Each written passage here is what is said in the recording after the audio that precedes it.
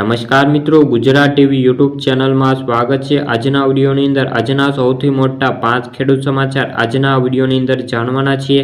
તે પહેલાં દરેક મિત્રોને નમ્ર વિનંતી કે ચેનલ ઉપર નવા આવ્યા હોય તો ચેનલને ખાસ સબસ્ક્રાઇબ કરી દેજો અને વિડીયો પસંદ આવે તો વિડીયોને લાઇક કરી દેજો। સૌપ્રથમ અંબાલાલ પટેલની મોટી આગાહી, ત્યારબાદ મહાકુંભ માટે નવી ગાઈડલાઇન, ત્યારબાદ ખેડૂતોને દર મહિને 3000 રૂપિયાની સહાય, ત્યારબાદ જનધન ખાતા ધારકોને 1 લાખ રૂપિયાનો વીમો, ત્યારબાદ મહિલાઓને મળશે 60,000 રૂપિયાની સહાય। આ સંપૂર્ણ સમાચાર આજના આ વિડીયોની અંદર જાણવાના છીએ। સૌપ્રથમ અંબાલાલ પટેલની મોટી આગાહી। હવામાન નિષ્ણાત અંબાલાલ પટેલે રાજ્યમાં ફરી વરસાદની આગાહી કરી છે। રાજ્યમાં ઠંડીનો ચમકારા સાથે માવઠાની શક્યતા પણ સેવાઈ રહી છે। એક સિસ્ટમ છે જે વારંવાર નબળું પડતા વરસાદની આગાહી તેમના દ્વારા કરવામાં આવી છે। તારીખ 5 થી લઈને 7 ફેબ્રુઆરી ઉત્તર ગુજરાતના જે તમામ વિસ્તારો છે તેની અંદર માવઠાની શક્યતાઓ તેમના દ્વારા વ્યક્ત કરી છે, જ્યારે અન્ય વિસ્તારોની અંદર વાદળછાયું વાતાવરણ રહે તેવી આગાહી અંબાલાલ પટેલે કરી છે।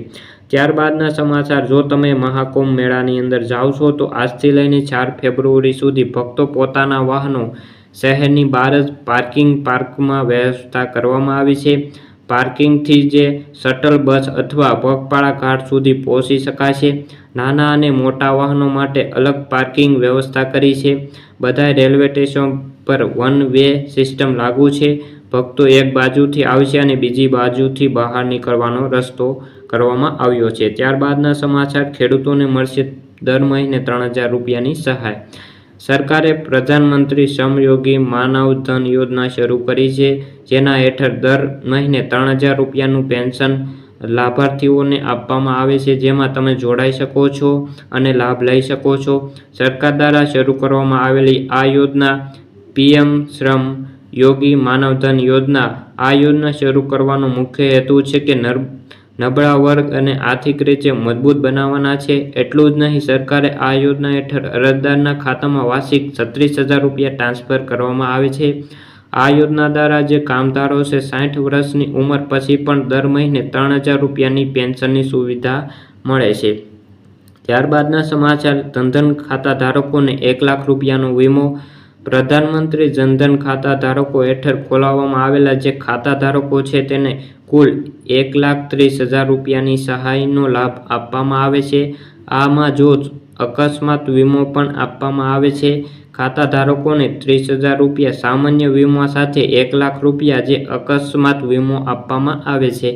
આવી સ્થિતિમાં જો ખાતા ધારકોનું જો અકસ્માત થાય છે તો 30,000 રૂપિયા આપવામાં આવે છે, અને જો અકસ્માત જે ખાતા ધારક છે તેનું મૃત્યુ થાય છે તો તેને 1 લાખ રૂપિયા આપવામાં આવે છે। એટલે કુલ 1,30,000 રૂપિયાનો તમને લાભ મળી શકે છે। ત્યારબાદના સમાચાર, મહિલાઓને મળશે 60,000 રૂપિયાની સહાય। ભારત સરકારે કૃષિ ક્ષેત્રમાં મહિલાઓમાં ભાગીદારી વધારવા માટે કૃષિ સખી યોજના શરૂ કરી છે। આ યોજના હેઠળ કૃષિ સખી તરીકે ઓળખાતી મહિલાઓને ખેડૂતો વિવિધ કૃષિ પ્રવૃત્તિ જેમ કે માટી પરીક્ષણ, બધી પ્રક્રિયા જેવી ખાતરનું ઉત્પાદન અને પાક રક્ષણમાં મદદ કરશે। તેમની સેવાઓ માટે તેઓને 60,000 થી લઈને 80,000 સુધીની વાર્ષિક આવક મળશે। કૃષિ સખી બનવા માટે વ્યક્તિએ પોતાના માટે અરજી કરવી પડશે અને 56 દિવસની તાલીમ લેવી પડશે। તો મિત્રો, આ હતા સૌથી મોટા આજના 5 ખેડૂત સમાચાર। જો તમને વિડીયો ગમ્યો તો વિડીયોને લાઇક, ચેનલ સબસ્ક્રાઇબ કરી લેજો। ફરી મળીશું બીજા વિડીયો સાથે। ત્યાં સુધી જય જવાન, જય કિસાન।